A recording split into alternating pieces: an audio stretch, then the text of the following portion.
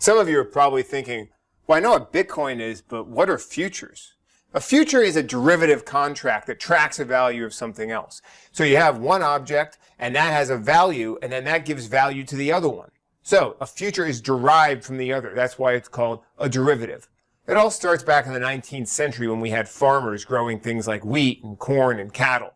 They would actually sell their crops or sell their animals before they were ready, 3 or 4 months into the future. These were called futures contracts, and that's where we get the name. Originally, these were used simply for products that were actually being physically delivered to a market at one point in time. And the thing is when the value of wheat or corn goes up or down, the easiest way to trade it was just to trade the futures contracts themselves. That's why we have futures traders. Then over time, people started linking futures to other instruments like the S&P 500 or interest rates.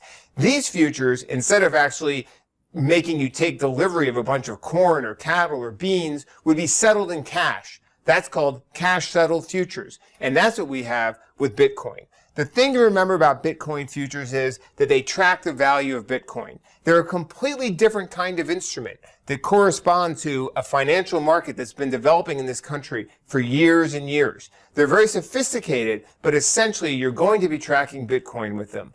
Now, there are 2 different products so far. We're going to have futures from the SIBO and from the CME. These both have different specifications, so be sure to check TradeStation University for more details.